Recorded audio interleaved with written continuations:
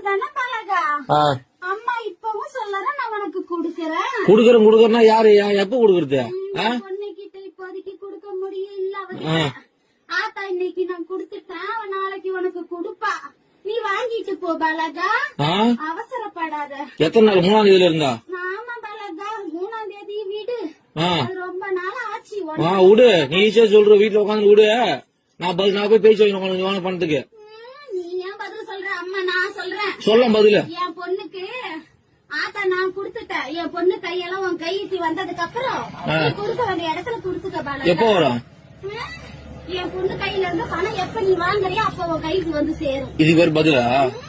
ஆத்தா நான் சொல்றது அதுதானம்மா. என்ன சொல்ற ஆத்தா?